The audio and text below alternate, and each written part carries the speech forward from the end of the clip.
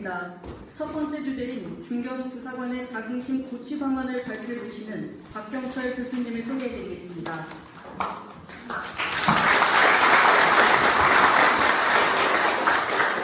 네. 현역에 계실 때부터 지금까지 부사관에 대한 관심과 애정을 아주 계속 응원해 주시고 있는 강선영 의원님 감사드립니다. 오늘 이 세미나를 통해서 발제되거나 토론된 내용들이 부사관의 제도를 개선하는 데 마중물이 될 거라는 그런 믿음을 가지고 발표를 하겠습니다. 제가 우리 보좌관님으로부터 신신당부를 받았는데 20분 만에 끝내야 된다고 해서 빨리 진행하겠습니다.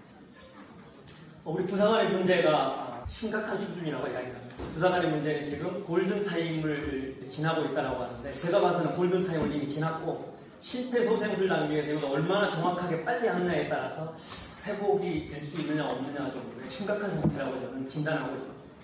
부사관의 지원자가 급감하고 있습니다. 해병대 403기 같은 경우는 민간에서 14명부터 전합니다. 육군 같은 경우도 23-3기가 현역 부사관이 46명만 교육받는 이런 상황이 앞으로 우리 부사관의 미래가 그렇게 밝지만은 않겠구나라는 그런 생각을 가지고 있습니다. 엎친 데 덮친 격으로 중견 부사관들이 기하급수로 지금 전역을 하고 있습니다. 2021년도 전반기보다 25년도 전반기가 2.1배 정도 중견 간부들이 전역하는 사례가 발생하고 있습니다. 2,869명 중에서 2,114명 정도가 부사관입니다. 부사관이 73.7% 정도가 중간에 전역을 하고 있습니다. 군생활 10년, 20년씩 했던 우리 중사 상사들이 처자식 있고 가정이 있을 텐데 사회로 나간다라고 하는 건 굉장히 큰 결심을 했을 거예요. 그렇다면 왜 이런 문제가 발생하고 있는지에 대해서 제가 간략하게 한번 보려고 합니다. 우리가 사람이 아프면 그 사람이 어디가 아픈지 정확하게 진단을 하고 처방이 이루어져야 되는데 우리 부사관의 문제는 제대로 진단이 잘 안 이루어지고 있는 것 같은 생각이 듭니다. 많은 언론에서도 그렇고 전문가들도 부사관의 문제를 병사들 봉급 인상에 따른 부사관의 사기 저하라고 보는데 저는 좀 다른 생각을 가지고 있습니다. 우리 중사 상사들, 중견 간부들 이탈하는 건 병사들의 봉급 인상하고는 거의 무관할 거다. 부사관 지원자가 줄어드는 건 병사들 봉급 인상하고에 작은 영향을 줄 수 있지만 우리 부사관의 문제를 꼭 금전적인 보상만 가지고 살펴봐서는 이게 해결책이 안 나올 거라는 생각을 듭니다. 첫째는 정책부서의 무관심입니다. 23년도에 국방부 장관이 부사관 학교를 방문했는데 국방부에서 언론 보도 자료를 냈습니다.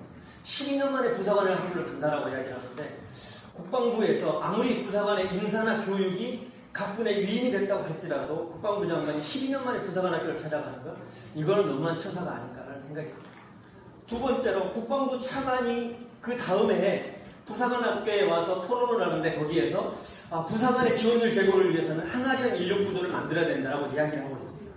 그런데 두 달도 안 됐는데 10월 1일 날 SBS 8시 뉴스 이런 내용이 나옵니다. 하사의 수가 2년 전에는 중사보다 적었고 올 초에는 상사보다 적었다라는 겁니다.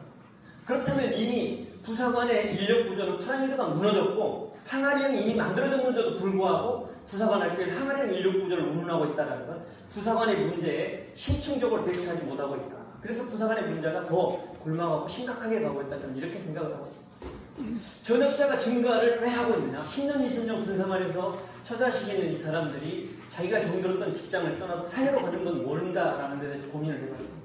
제가 많은 부사관들을 실제 면접도 해보고 설문을 받아봤는데 가장 큰 게 직무의 불만족입니다. 야간에 아주 늦게까지 부대에서 일을 하고 퇴근을 하더라도 뭔가 뿌듯한 감을 느껴야 되는데 매일 일상적이고 되풀이되고 부대 관련해서 허드렛 일하면서 본인이 꾸준한 자부심을 못 느낀다는 게 가장 큰 첫 번째 원인이라고 생각합니다. 두 번째가 장교와 부사관의 신분의 차이를 빌미로 하는 차별이 가장 큰 부사관에서 피해의식으로 다가오고 있다는 점에 저는 주목을 하고 있습니다. 그래서 제가 이제 변화가 필요하다. 우리 부사관의 제도가 개선이 돼야 된다고 생각합니다. 그런데 우리 군인사법이나 국방훈령이나 육군규정 같은 경우는 영구불변이 아닙니다. 시대와 상황이 변하면 늘 유연하게 바뀌어야 됨에도 불구하고 아직도 우리 현실을 따라가지 못하고 있는 게 가장 큰 문제라고 생각합니다. 우리 군대처럼 계급에 의해서 수직화된 업무가 분업화된 조직 같은 경우에는 권한도 적절하게 분배가 되고 거기에다 혜택도 적절하게 분배가 돼야 됨에도 불구하고 이런 불균형이 일어나면 늘 불만이 쌓일 수밖에 없는 겁니다. 이 불만은 가중되면 시간이 지나면 지날수록 폭발하게 돼 있습니다. 그런데 이 군대라고 하는 것은 폭발할 수가 없기 때문에 중견 간부들이 전역이라는 곳으로 통해서 행동하러 보이지 않나라고 하는 게 우리 중사 상사 전역자들이 급증하고 있는 전 추세라고 진단을 하고 있습니다. 자, 그래서 지원율 증가를 하기 위해서 저는 이런 제안을 해보고 싶습니다. 하사가 지금 중사로 진급하는데 각 군공이 4년 이상의 기간이 필요라고 했습니다. 그런데 이 하사에서 중사까지 진급하는데 4년이라는 시간은 너무나 많은 시간이거든요. 소위에서 중위는 1년 만에 진급할 수 있습니다. 그 이유는 소위와 중위의 정원을 하나로 묶어서 중소위 정원을 가지고 있기 때문에 가능하다고 합니다. 그런데 하사와 중사는 정원을 따로 관리하고 있습니다. 그러니까 국방부에서 이렇게 따로 관리할 필요가 없습니다. 국군 조직 및 정원에 관한 통칙에 보면 중사와 상사의 정원을 하나로 묶을 수 있기 때문에 제도 개선 없이도 가능합니다. 실제로 95년까지는 우리 중사들이 2년 만에 진급을 했었습니다. 우리나라의 경제 위기 IMF가 오면서 국방 예산이 부족하다는 이유로 해서 그때부터 하사들의 진급이 4년, 5년까지 미뤄졌던 겁니다. 그런데 23년도에 보니까 국방부에서 장교와 부사관 인건비 1,880억 원을 부용 처리했습니다. 그 중에서 부사관 인건비가 1,410억 7천만 원이나 되는데도 불구하고 국방 예산이 이제 어느 정도 확보가 되고 여유가 있는데도 불구하고 하사들의 진급 기간을 4년으로 밀어넣었던 걸 다시 단축시키지 않고 있는 겁니다. 저는 하사의 진급 기간을 단축시키려고 하는 게 아니고 하사의 진급 기간을 정상화시켜야 된다. 저는 이렇게 주장하고 싶습니다. 우리 각 군에서 부사관 지원이 안 돼서 홍보 인력을 늘린다고 하는데 제가 홍보 인력 100명 늘리는 것보다는 이렇게 하사의 진급 기간을 단축시킨다면 그보다 훨씬 더 좋은 효과가 이루어질 수 있다고 저는 장담하고 싶습니다. 지원율 강화에 대해서 또 하나 더 이야기하고 싶은 게 제1대 부사관입니다. 군생활을 열심히 했음에도 불구하고 자기가 안 되거나 또는 업무 적성에 맞지 않거나 또는 지휘관과 불합리해서 전역을 했는데 사회에 나가보니까 군이 자기 조직의 적성에도 맞고 그래서 다시 군에 가고 싶어하는 인원들이 상당수에 나온다고 합니다. 그런데 부사관으로 7년간 근무했음에도 불구하고 다시 재입교하려고 지원을 하니까 하사로 인관해야 되는 이런 문제가 발생합니다. 반면에 장교는 5년만 근무한 대위는 부사관을 지원하면 중사로 인관을 하게 되어 있습니다. 아까 모두에 말씀드렸듯이 우리 군인사법 바꾸면 되지 않습니까? 자, 이거를 중사나 대위나 장교나 부사관의 신분에 관계없이 5년 이상 정도의 근무를 했다라고 한다면 다시 부사관에 지원했을 경우에는 저는 중사로 인간시켜야 된다고 생각하고 있습니다. 시간이 없어서 좀 넘어가겠습니다. 다음은 우리 부사관의 역량이 부족하다고 이야기하시는 분들이 많은데 저는 부사관의 역량이 부족한 게 아니고 부사관에 대한 군대 교육이 부실해서 역량이 부족하다고 생각을 합니다. 우리가 교육을 보면 교육은 백년지 대계라고 합니다. 교육은 눈앞의 이익보다는 멀리 봐야 된다는 뜻인데 우리 부사관의 교육 목표나 교육 기간을 보면 도대체 교육을 끝나고 어떤 임무를 부여하려고 하는지 이해할 수가 없습니다. 특히나 우리 부사관은 육군 같은 경우는 원사 진급하면 4주의 교육을 시킵니다. 장교와 부사관의 교육을 비교해보면 양성과정은 대동소이합니다. 그런데 장교는 대위로 진급하면 중대장 교육은 22주의 교육을 받습니다. 소령 진급하면 6대 과정에 장교 참여 1형은 24, 6개월 정도 받죠. 2형은 48주 한 1년 정도 받습니다. 그런데 우리 부사관은 상사로 진급하면 8주 교육 받습니다. 원사로 진급하면 4주 교육을 받습니다. 4주 교육 받아서 어떤 임무를 수행할 수 있겠습니까? 그리고 이러한 원사들이 주임원사 임무를 수행하지 않을 경우에는 그 원사교육 4주만 받고 한 10여 년 정도는 그냥 자기 경험과 감으로 군생활하는 겁니다. 이렇게 해서 군대의 전투력을 승화시킬 수 있느냐? 저는 어렵다고 봅니다. 지금이라도 원사교육을 강화시켜야 된다. 참고로 미군의 원사는 원사 진급함과 동시에 40주를 소집시켜서 교육을 하고 있습니다. 아까 강선영 의원님도 말씀하셨지만 미국의 부사관은 장교에 버금갈 정도로 굉장한 전투력과 그리고 전략적인 실력까지도 갖고 있습니다. 왜냐하면 40주 동안에 미국의 지휘참모대학 과정의 약 60% 정도를 소화하기 때문에 부사관의 능력이 뛰어날 수밖에 없는 거지 않습니까? 그런데 우리 같은 경우는 원사 진급을 하면 4주 꼴랑 교육시켜가지고 우리 부사관이 제대로 된 역량을 발휘할 수 있는가를 기대한다는 것은 저는 어불성설이라고 봅니다. 지금이라도 부사관의 교육에 대해서 좀 관심을 가져서 부사관이 역량 발휘를 할 수 있도록 만들어줘야 된다. 저는 이렇게 주장하고 싶습니다. 다음으로 전문학위 교육 과정에 대해서 이야기를 하려고 합니다. 국방 환경이 변화함에 따라서 전문학위를 시키고 있는데 올해 육군회 같은 경우는 213명을 선발하는데 부사관은 한 명도 선발하지 않았습니다. 왜냐하면 선발 대상의 부사관은 자격 요건이 안 되기 때문에 그렇습니다. 저는 이거는 장교 부사관의 신분을 빌미로 한 차별이라고 생각을 합니다. 이건 제가 이야기한 게 아니고 국가인권위원회에서 2011년도에 이미 부사관을 배제하는 건 신분에 의한 차별이기 때문에 국방부 장관에게 부사관을 배제하지 말라고 권고한 바가 있습니다. 제가 확인해 보니까 국방부에서는 이미 육군 인사법이나 법규를 바꿨다고 하는데 육군에서 시행을 안 하고 있다는 제가 확인을 해봐야 되겠습니다. 어찌됐든 부사관을 배제하는 건 저는 신분의 차별이다. 우리 정책부서에서 부사관을 안 뽑는 이유는 이런 것 때문에 안 뽑습니다.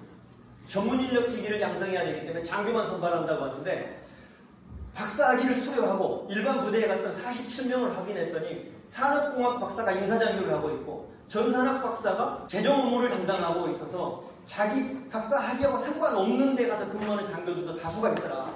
그런 걸 보면 부사관을 뽑지 않는다고 인권위원회에서 권고한 바가 있어요. 교수 요원 때문에 장교만 뽑아야 된다고 하는데 21년도에 이미 국방대학교는 45% 이상이 장교가 아닌 신분이 근무를 하고 있고 각군사관학교도 24% 이상의 장교가 아닌 인원들이 교수 요원을 얻기 때문에 부사관을 박사학위에서 제외한 신분상 불이익이다. 또 하나는 직무 특성상 장교만 선발해야 된다고 하는데 국가인권위원회 결정문에서는 일부 영역에 있어서는 부사관의 전문성이나 실무적인 역량이 더 중요하신 경우도 있기 때문에 반드시 장교만 뽑는 것은 신분에 의한 불이익이다. 이렇게 해서 전문학위 박사과정에 장교만 뽑는 것은 부사관에 대한 평등권의 침해고 자기결정권과 직업선택의 자유를 제한하는 것이라고 했음에도 불구하고 21년도에 이런 결정을 하고 권고를 했는데 아직도 지금 고쳐지지가 않고 있습니다. 이런 표현이 좀 과할지는 모르겠지만 장교들이 가지고 있는 기득권을 부사관한테 나눠준다가 아니고 군대에서 부대의 목표를 달성하고 있는 동반자이기 때문에 가지고 있는 권한을 같이 향유해야 된다. 이렇게 표현하고 싶습니다. 그래서 빠른 시간 내에 전문학위 박사과정 같은 경우로 부사관을 선발해줘야 된다는 이렇게 주장합니다. 아까 모두에 말씀드렸듯이 우리 중사 상사들이 병사들의 봉급이 상승됨으로써 거기에 대한 사기 저하나 불만 요소가 있어서 전역하는 건 아닙니다. 이러한 차별적인 요소가 개선되지 않는다면 앞으로도 중견 간부들의 전역을 막을 길이 없다고 저는 생각하고 있습니다. 다음으로 복지 점수와 관련된 이야기를 좀 한번 해보려고 합니다. 군대의 복지 혜택이라고 하는 것은 군인 본인에게만 해당되는 것이 아니고 군인 자녀나 부모에게도 혜택되는 문제이기 때문에 이거는 굉장히 신중에 신중을 기해야 된다고 저는 생각하고 있습니다. 제가 국가인권위원회에 2021년도에 진정을 제기했습니다. 군 자녀가 기숙사에 들어가는데 장교 자녀하고 부사관 자녀가 점수를 차등하는 겁니다. 같은 연수에 복무를 했음에도 불구하고 장교 자녀가 점수를 더 많이 받는 겁니다. 다행히 국방부에서 올해부터는 장교 자녀든 부사관 자녀든 가리지 않고 점수를 동등하게 해준 것에 대해서는 너무나 감사하게 생각하고 있습니다. 그렇지만 아직도 복지 점수는 장교와 부사관의 점수 차이가 있습니다. 자, 이거는 제가 몇 년 전에 복지단 홈페이지에서 발췌해온 건데 지금은 복지단 홈페이지에 들어가면 이게 나와 있지 않습니다. 복지 점수의 기준 점수는 계급과 그 다음에 복무 연수 거기에 가해서 자녀가 많을 경우에 가점된다 이렇게 두리뭉실하게 만들어져 있습니다. 그러면서 제가 국회의원실을 통해서 확인했더니 이 점수가 지금도 그대로 유지되고 있습니다. 군생활을 같이 시작했는데 하사는 78점, 소위는 88점입니다. 원사보다도 일정이 많습니다. 이거는 제가 아까 처음에 말씀드렸듯이 복지 혜택이라고 하는 건 본인뿐만 아니라 자녀나 부모님도 해당되기 때문에 이거는 누가 얼마나 오랫동안 국가에 헌신했느냐는 복무 기간을 따지고 복지 점수를 줘야 된다고 저는 강력하게 주장하고 싶습니다. 부사관 자녀이기 때문에 장교 자녀보다 불이익을 받거나 부사관 부모님이기 때문에 장교 부모님보다 불이익을 받는다는 건 대명천재 21세기에 이루어질 수 없는 이런 사항이라고 저는 생각하고 있습니다. 그런데도 불구하고 정책부서에서는 장교들한테 점수를 많이 주는 게 차별이 아니라고 이야기를 합니다. 20년도부터 21년까지 1년 동안 휴양시설 이용한 걸 봤더니 부사관이 32%, 장교가 32%를 이용하고 부사관이 68%를 이용했기 때문에 차별이 아니라고 이야기하는데 실제로 장교 인원과 부사관 인원을 보면 2배나 많습니다. 거의 비슷하게 이용한 겁니다. 실제로 좀 더 디테일하게 보면 성수기 때 휴일에 누가 많이 사용했느냐 복지 점수가 높은 사람이 많이 사용했을 거라고 저는 합리적인 의심을 하고 있습니다. 또 하나는 개인 점수별로 차이가 많습니다. 부사관의 경우 원사는 28년을 근무하면 114점을 받습니다. 장교의 경우는 28년을 근무한 중령은 124점을 받습니다. 아까 말씀드린 소위와 하사의 10점이 군생활 28년까지 그 간격이 유지되고 전역하고 남은 후에까지 이어질 수 있습니다. 국가인권위원회에서도 이런 부분에 대해서 권고를 했듯이 이제라도 복지 점수와 만해서는 장교와 부사관의 신분의 차이를 없애고 군생활을 누가 얼마나 오랫동안 국가에 헌신했느냐를 가지고 복지 점수가 부여해야 된다고 저는 주장을 하고 싶습니다. 다음으로 직급과 관련해서 말씀을 드리려고 합니다. 우연히도 오늘 발제하시는 김영곤 교수님하고 2019년도에 국회에서 직급 개선과 관련해서 제가 토론회 발표를 했던 적이 있습니다. 그때에도 국방부에서는 직급 개선과 관련해서 이미 검토 중에 있다고 하는데 아직도 지금 검토 중에 있습니다. 제가 오늘 말씀드리는 것은 새로운 게 아닙니다. 다 지금까지 다 알고 계시는 부분인데 쉽게 어느 누구도 가지고 있는 기득권을 내려놓기가 어려워서 지금 아직 개선이 안 되고 있다. 저는 이렇게 생각을 하고 있습니다. 입법기관이고 헌법기관이고 국가에서 좀 더 푸싱을 해서 이제 부사관들이 상대적인 박탈과 피해의식을 느끼지 않도록 지금은 나서줘야 할 때가 바로 시기가 됐다. 저는 이렇게 이야기 드리고 싶습니다. 공무원의 급수는 국가공무원법에 명시가 되어 있습니다. 국가공무원법에 상당계급 기준표라는 게 있습니다. 상당계급 기준표는 경찰이나 소방이나 군인들처럼 계급이 되어 있는 공무원하고 또 일반직 숫자로 되어 있는 숫자 9급, 8급, 7급으로 된 일반직 공무원하고 서로 비교하기 위해서 만들어 놓은 기준표입니다. 기준표를 만들어 놓은 목적은 시간 관계상 유의무를 참조해 주시면 되겠습니다. 우리 부사관이 몇 급이냐? 부사관이 2022년도까지는 원사, 상사, 중사가 8급으로 똘똘 묶여 있었는데 인권위원회 공고에 따라서 22년도 12월 27일 날 개정이 됐습니다. 소위 준이 원사가 7급으로 이게 급수가 조정이 됐죠. 그러니까 이 정도 됐으면 된 거 아니냐라고 생각하는데 저는 본질적인 이야기를 하려고 합니다. 국방부나 정책부서에서 부사관 제도 개선을 이야기하면서 장교와 부사관을 비교하는 것을 굉장히 싫어하시기 때문에 저는 일반 공무원하고 한번 비교를 해보려고 합니다. 일반 공무원은 23년 6개월이 되면 개인의 결격 사유가 특별하게 없는 이상은 6급까지 승진하도록 되어 있습니다. 그런데 부사관은 30년 이상 35년을 근무해도 6급까지 갈 수 있는 제도적인 장치가 없습니다. 공무원은 그럼 23년 6개월이 되면 어떻게 해서 6급까지 승진하느냐? 공무원은 근속 승진 제도라는 게 있습니다. 일정 기간 이상 근무한 공무원의 사기 진작을 위해서 결혼과 관계없이 승진시킵니다. 작년 8월 1일자로 국무회의 통과해서 법이 개정이 됐는데 7급에서 6급으로 근속 승진하기 위해서는 대상자의 40%만 진급시켰던 걸 50%까지 늘렸습니다. 거기에다가 근속 승진을 1년에 2번밖에 못 시키도록 되어 있는데 작년 8월 이후로 법이 바뀌어서 횟수에 관계없이 시킬 수 있도록 되어 있습니다. 특히나 소방이나 경찰은 퇴직 1년 이내에 대한 다른 사람이 우선해서 승급한다, 승진한다 이렇게 만들어져 있기 때문에 본인의 결격 사유가 없는 한 대부분의 공무원은 23년 6개월이 지나거나 퇴직할 때까지는 무조건 6급으로 승급을 할 수 있도록 만들어져 있는데 우리 부사관만 대한민국 공무원 중에서 부사관이라는 공무원만 6급까지 갈 수가 없어요. 제가 이게 왜 안 가느냐는 정확하게 육군 해석을 받아보진 않았습니다. 그런데 유추해석컨대 소위가 7급이기 때문에 원사를 6급으로 올려주는 거에 대해서는 굉장히 국방부에서도 망설이고 우리 군의 정서가 굉장히 어려워하는 것 같습니다. 그래서 100번 양보해서 제가 이런 주장을 하고 싶습니다. 그렇다면 원사가 소위보다 직급이 높아지는 것을 수긍하기가 어렵다면 전역할 때만큼이라도 전역과 동시에 6급으로 만들어줘야 된다. 저는 이렇게 주장하고 있습니다. 소방이나 경찰 공무원은 퇴직하기 1년 전에 해당되는 사람들은 다른 공무원이 우선해서 승진할 수 있도록 되어 있기 때문에 무조건 되는 겁니다. 우리 부사관들도 이제 다른 공무원들보다 형평성과 균형성을 맞추고 복무 의욕을 좀 돋기 위해서는 이런 부분에 이제 좀 관심을 가져주셔야 된다고 저는 주장하고 싶습니다. 직급 개선이 필요한 이유는 유인물을 참조해 주시면 좋을 것 같습니다. 그래서 제가 국방부에 부탁드리고 싶은 게 이제 부사관의 직급은 남의 일이 아니고 우리 구성원의 일이다라고 이야기를 하고 싶습니다. 국방부에서 얼마 전에 보도자료를 냈습니다. 부사관 최고 계급의 원사 대우를 군무원 6급 수준으로 높인다. 그래서 부사관의 사기를 증진시킨다고 하는데 이건 부사관 상위 증진시키는 게 저는 아니라고 생각합니다. 부사관의 직급을 높이기 위해서는 공무원법에 있는 직급을 높여야지 군무원에 비교하는 것은 군무원을 비하하는 게 아니라 군무원에 비교하는 건 부사관에 있는 정체성을 저는 흐트린다고 생각합니다. 여기에 나와 있는 군무원 6급 수준으로 높인다는 정확한 워딩은 이겁니다. 군무원 시험 응시 자격을 확대한다. 이게 정확한 워딩이지 않습니까? 지금까지 원사가 경력직 군무원 시험에 응시할 때에는 7급밖에 시험을 볼 수 없었는데 앞으로는 6급까지 볼 수 있도록 군무원 인사법을 개정하겠다. 이게 정확한 겁니다.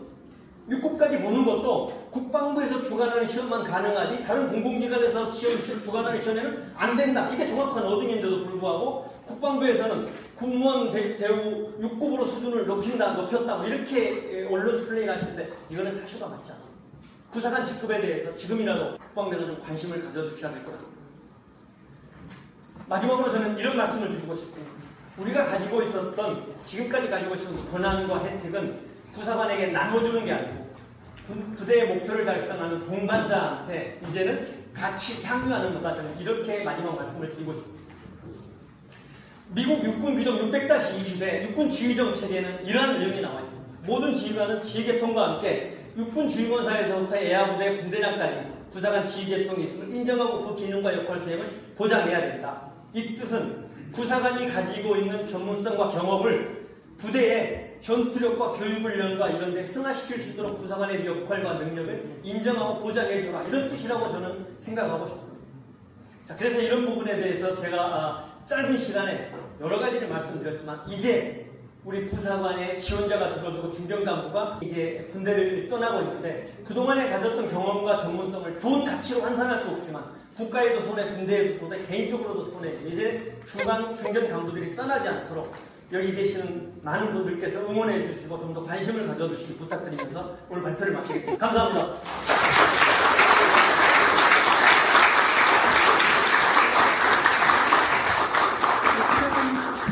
부사관 자궁 고치를 위해 유익한 내용으로 발표해 주신 박경철 교수님께 다시 한번 큰 박수 부탁드립니다.